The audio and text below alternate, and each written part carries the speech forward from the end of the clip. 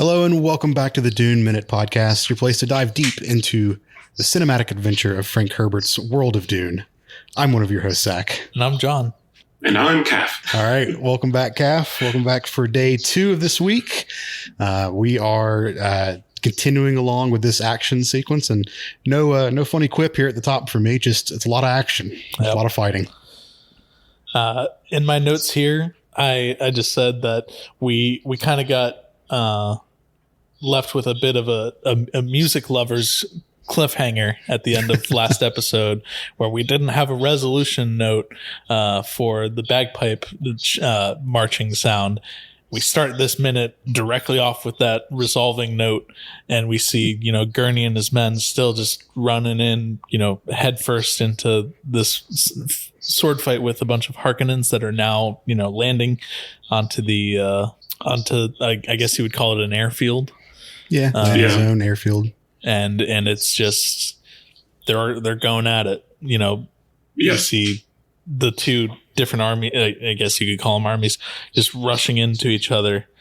Right as they're about to collide, we just get a big fireball on screen that cuts us off. Yep. So we don't actually see what happens. I do love that. I think it was a great sort of cinematographic decision on the producers and the directors' end that lit up the battlefield, right? So if you were in a dark movie theater, maybe you wouldn't see it, the two charging opposites, but that ship blowing up and the fireball going off and sort of lighting the battlefield, then you see the scale of how many troops are actually fighting between both sides. Yeah. Yeah. And another purpose that it serves is that it leaves, because we cut away from the action right then, it leaves everything, like the fate of everyone here, kind of ambiguous. Yep. To everyone. True. So we don't know what happens. And I think this is the last time that we see this battle. I mean, this is the last time that we see this battle, and it's the last time that we see Gurney Halleck for Dune Part 1. Yeah. I'd like to just pour one out for our rolling ugly man. He'll be back. Oh yeah. I know. 07's in the chat. We have Part 2. Yeah. But for a perspective of someone that maybe has never read the books, because I feel like a lot of people got into Dune because of this movie specifically. Yeah. There's a lot of questions that those viewers would have had the first time they saw it. Do you think anyone would have noticed at this point that we haven't seen Through Fear in like 20 minutes or ever again in this movie? Yeah. Or in the series? Through Fear's the last time we see Through Fear is just when Stilgar and Leto are doing their own thing. Mm-hmm. Damn. Yeah. He was mentioned. He was called by Leto, right? Yeah. When how security, yeah, going out for his midnight snack. But yeah, this is the last that we see of Gurney Halleck for Dune Part 1. And I guess Lanville as well. I mean, that's presumably Lanville would be kind of right there with him. Yep.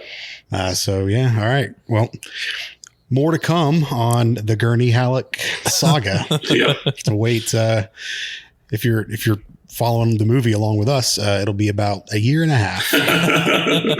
We'll see him again next year, May. Maybe about this time next year. Who knows? Just quick shout out to Josh Brolin for kicking ass in that role. Mm-hmm. And we'll continue to see as he always does when we do Part 2. Almost every role of his has been beautiful. So yeah, I'm trying to think. Like, I can't think of anything that he wasn't just superb in. Yeah. No. I can't think of anything. Nope. All right, cool. Yeah, and then it moves on. It moves on to a shot of one note I have here is immediately after that explosion, it sort of moves on to a shot of ships racing to land with the two moons in the background, right? Yep. The hand of God being one of them. Yeah. So that was. I love how Denis loves to scale. Like if I were to describe him in one word in his productions, it's scale. Right. So he loves to continue to bring the audience like look how much bigger this actually is, and this is another one of those shots like, holy crap, look at how many Harkonnens are landing. Mm-hmm. Yep. Yeah, he's done that in so many of his movies. Like the one that's like most recent besides Dune to me is Arrival. Yeah. And same idea, just the immense scale of the ships that are in that movie. So yeah, he's so good at it. I don't know if they have the same cinematographer for Arrival as they do for Dune. I wouldn't be surprised if it was. I mean, I feel like most directors find people that they really like working with, and they just kind of stick with that. I mean, I can IMDb it real quick, but hence Josh Brolin, right? You guys feel some dead air real quick. Hold on. Yeah, it's we have waxed poetically about the sense of scale that this movie brings. Yeah. And because that's something that you mentioned yesterday that you hadn't seen the 1984 Lynch movie yet. Mm-hmm. But that is something that is not very present in that movie. Everything is like clearly shot on a soundstage, or it's some models. And there are moments where you get the sense of like grand scale, but nothing to this degree. Yeah. I really think Denis was probably the only one that could pull this movie off. And, no disrespect to any other directors, but all his movies are about much larger than human scale elements. Even Sicario, right? When it was about interpersonal people, but he still presented Juarez and the scale of Juarez and the gang violence that happens in it. Hopefully I got the city right. I believe it's Juarez. I could be wrong. Fairly certain. I'll admit I haven't watched Sicario in a minute, right? But even his shots of the city and everything is just like, oh my god, this is huge. This is way bigger than I expected, and he loves to present things like that to the audience. And I think with Dune, like, really putting the description of what's in the books to screen, I honestly believe he was the only one to be able to pull it off. Yeah. Before we get too far away from it, so I was wrong. There were different cinematographers for both movies. Oh. For Dune Part 1 and Part 2 is Greg Fraser. I think it's Greg. His name is spelled Greig. I'm just going to call him Greg. I'm sure we'll hear if we're wrong. Yeah. Arrival, the cinematographer was Bradford Young. Okay. And then I also looked up Blade Runner 2049 as well, just to double check. That was Roger Deakins. Yeah. Okay. But Greg Fraser, who did Dune, also did Rogue One and Zero Dark 30. Oh wow! Oh, okay. So also fantastic cinematography in those movies, which makes sense. Yeah. So, all right, I like this guy's oeuvre. Yeah, definitely. So we get these ships kind of landing at an angle on the. Some of them look they were landing on the side of the palace. I don't know if they actually did or not, but it looked like they were just kind of landing at the same angle that the walls of the palace were on. I think that was maybe just like because they're coming in so hot and so fast kind of thing. Yeah, fair enough. Because they were fucking moving. We had the comparative shot of the ornithopter kind of flying into Arakeen earlier. And then we have that same shot, but with these ships, and these ships definitely seem to be going a bit faster than the ornithopter. Yeah. Granted, at that time, the ornithopters weren't rushing to battle either. So, I still think an ornithopter could very easily outrun these ships. Lots of swooping aerial maneuvers. I like it. Those poor heart mollusks. Oh, they're doing their jobs. Then we get the shot of the Harkonnen troops entering into the palace. So we get them in their classic black uniforms, just walking in kind of in an unorganized manner. I noticed that too. Not very like regimented like we've seen the Atreides troops in the past. So are you reading my notes? I'm not reading notes. I promise we take her. That's the first thing that I had in my notes is that there's a very clear distinction in the training and the organization of troops these two different troops had.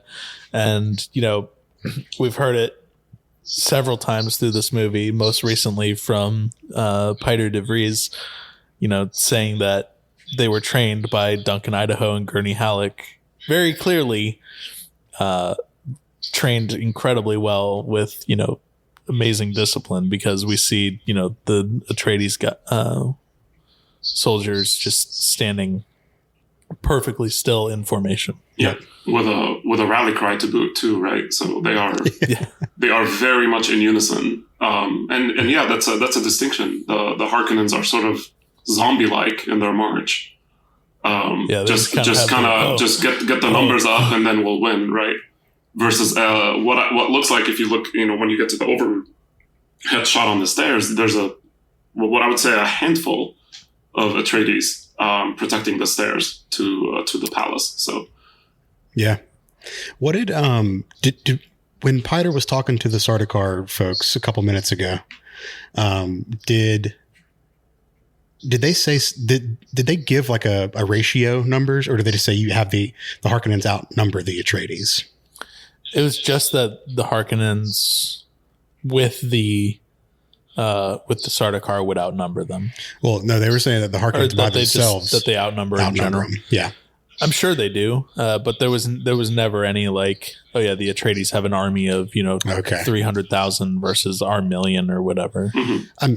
I'm trying to rack my brain through the book and see, because like I have a vague memory of them actually giving some kind of number, like Harkonnen soldiers outnumbered 3-1 or something like that. Yeah. But yeah, there's definitely a whole heck of a lot of them there. Well, I mean, if they're not disciplined enough to have their shields on by the time they touch ground, then yeah, who knows? Yeah. Though they were disciplined enough to at least put some armor on, whereas the Atreides, while they have their shield, are also just in their, typical green, jumpsuits. Yeah. But once again, when you're woken up in the middle of the night and you're going right to battle, you don't have time to put on your armor. Right. And it's not that the Atreides don't have armor, because we've seen it several times. But yeah, no, it's definitely a very clear, distinct, hey, we just got out of bed. Give me a second to, rub my eyes real quick. Interesting. On this battle, you do see shield effects on both sides. And so has everyone woken up at this point and actually remembered to activate their shields? Harkonnens included. Harkonnens included, yeah. And, quick, it's obviously a chaotic fight between both sides. One thing that I did watch it again yesterday, just before I came on the show, and I did notice that there's a lot more blue on the right and a lot more red on the left, which the left being Harkonnen and the right being Atreides troops. So it was sort of very telling, because the Harkonnen numbers clearly outnumber the Atreides, at least the Atreides troops that are on the stairs. But yeah, it was very clear and distinct that the Atreides are sort of slaying through them, right? Just cutting their numbers down, and that was clear with sort of the discoloration between the blue and the red being right to left. Yeah, for sure. That's such a quick thing. Like you have to really be paying attention. Yeah. To notice that kind of stuff, and just in a normal viewing capacity, that's probably something that's like super easily otherwise missed. You just see pretty lights and the cool sound effects. Yeah, so that's that's just a lovely detail. Speaking of some details and stuff, one thing that I noticed is that the Harkonnens use a different style blade than the Atreides do. So we talked a little bit back in the episode where Gurney and Paul are training on Caladan. Talked a little bit about some of the motivations for developing the Atreides fighting style from the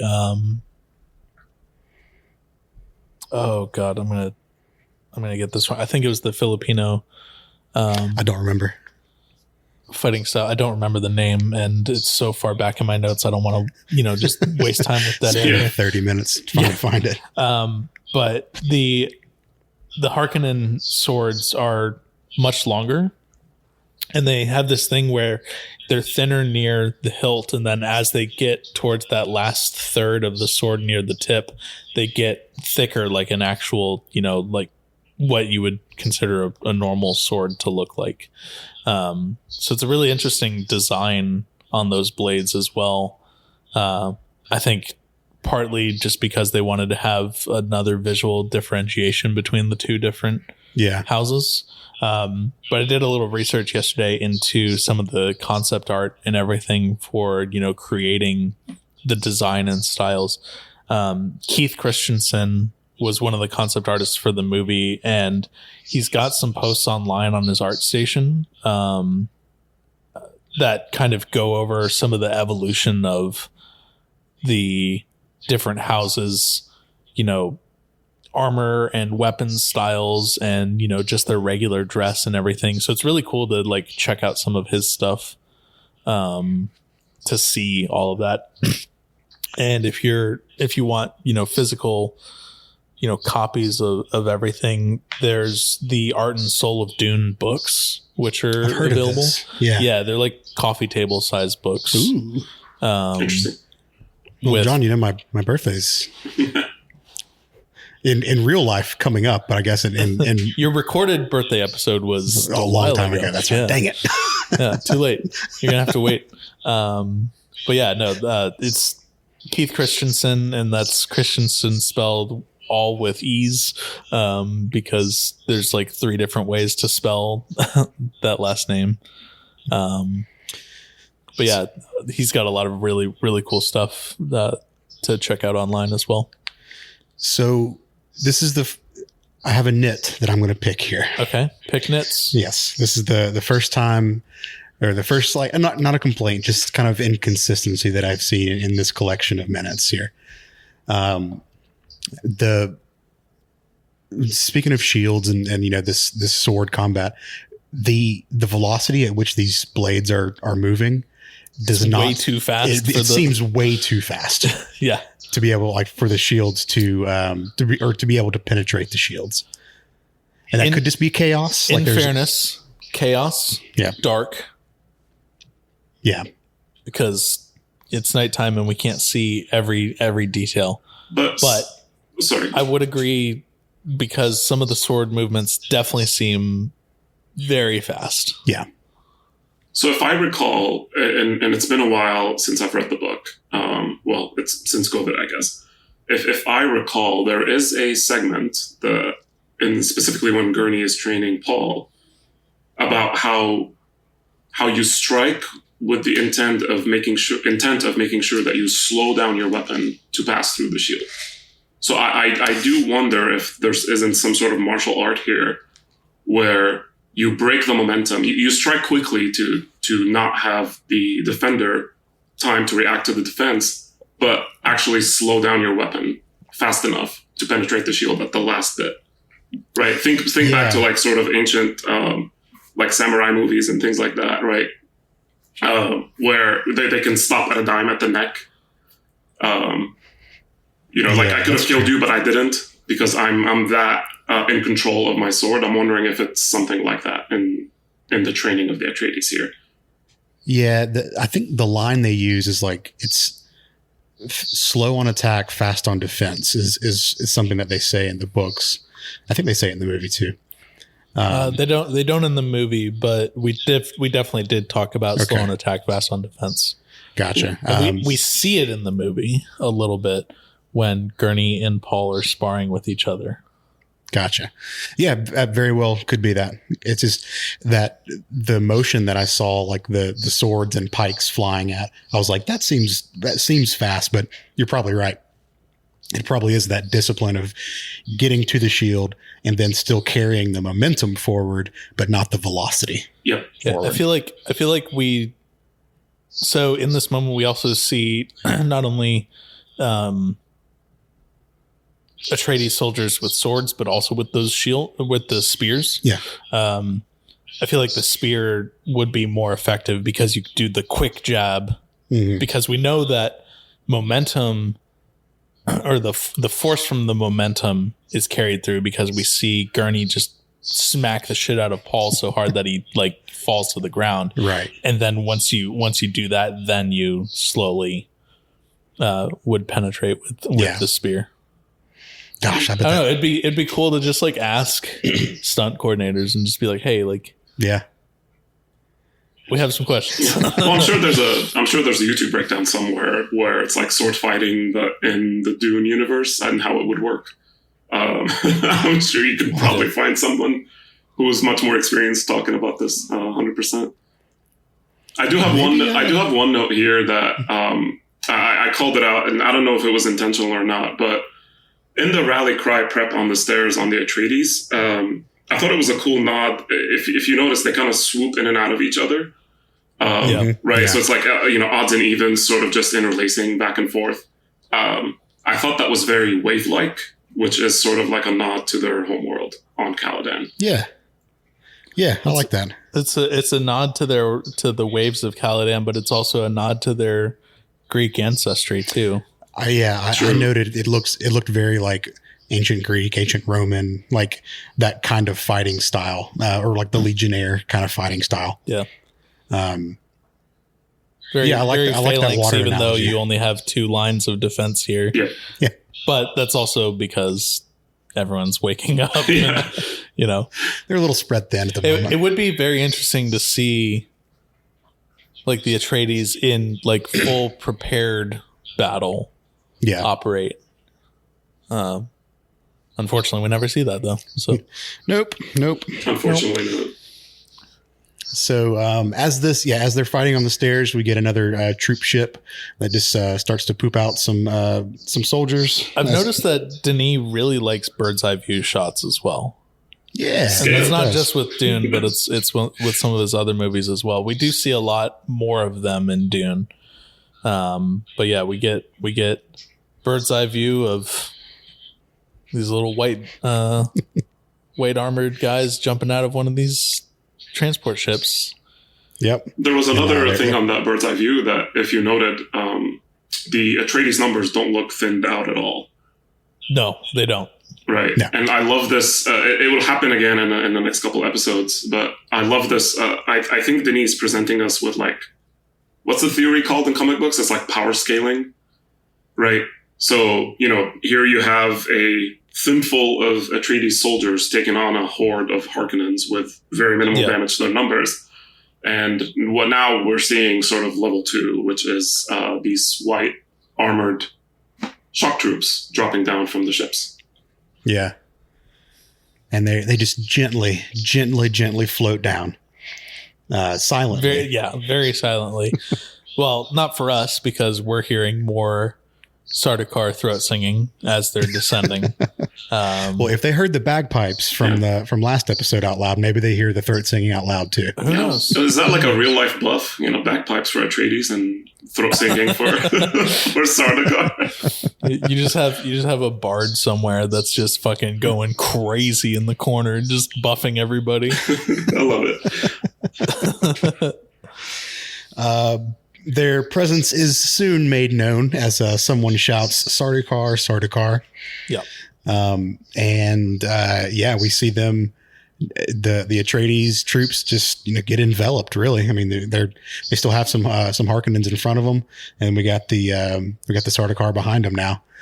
And our minute ends right there. Yeah. Reminded me of the scene from 300 where someone shouts behind and they all shout behind and they just turn around and reform the phalanx to the rear immediately. Yeah. It's a beautiful sort of like similar scene setup. Yeah, that's a very heavy analogy right there for sure. Yeah.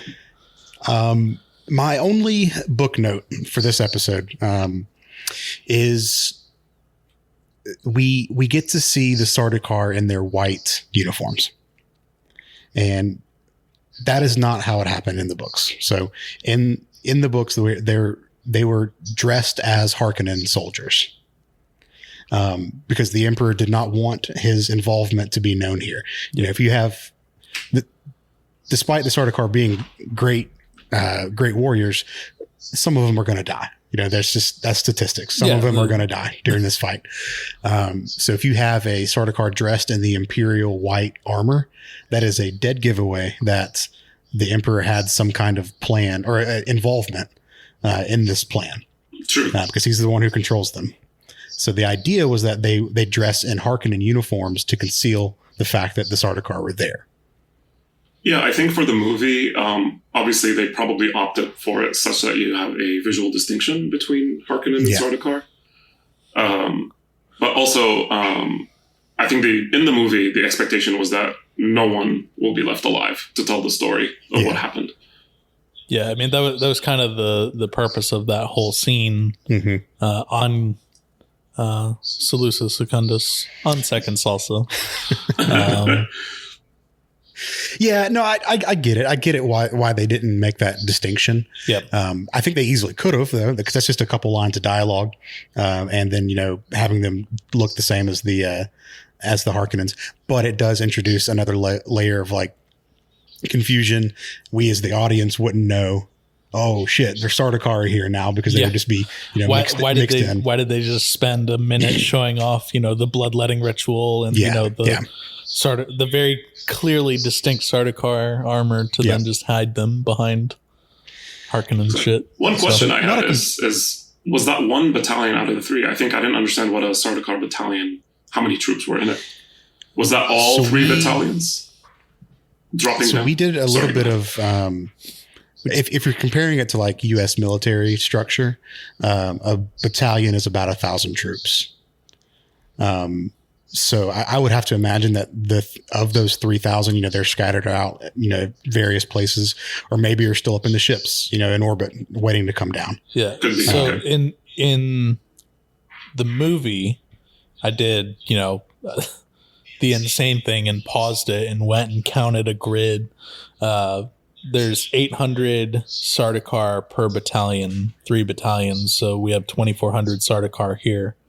Interesting. Okay. So I was way off. Yeah. Because we only saw like maybe a dozen dropping. Yeah. Yeah. This would just be one like contingency of, like this was a squad. Yeah. And we know too that there's, population centers other than Arrakeen on Arrakis. Mm-hmm. It's a big city. Yeah, and yes, it is a huge fucking city. So I imagine they, just kind of split everyone up and just sent them in, finding every Atreides they could. Yeah. And disposing of them. But yeah, like I said, our minute ends right there before we can get to see any really action from the Sardaukar. They're just like looming right now. Yeah. Looming behind them. So any more notes on this one from y'all? I don't have anything from me. Do you have your? Is our continuation from yesterday's episode the same, where none of this happens in the books? Yeah. Well, I mean, other than what we just talked about with the Sardaukar being in Harkonnen armor. Yeah, that's really the only book comparison or tie-in or notes that I wanted to talk about. I mean, again, we hear about this at different points, kind of scattered throughout the book, but nothing like concentrated like this. Cool. Yeah. Kaf, do you have anything for us? No. Excited to jump into the next minute tomorrow. So, well, before we go, just wanted to plug some socials once again. You can find us on Twitter at Dune Minute. You can email duneminute@gmail.com or find us on Instagram at the Dune Minute. Otherwise, we'll be back tomorrow for a midweek Wednesday episode, talking a little bit more about some Sardaukar as well, as opposed to a weekend Wednesday episode. Could be a third day or a fourth day of the week Wednesday episode. You never know. Sure. All right, cool. What is time, anyways? Days are arbitrary. All right, well, I'll go. That'll keep me up tonight. All right, we'll see y'all back tomorrow. See you. See you.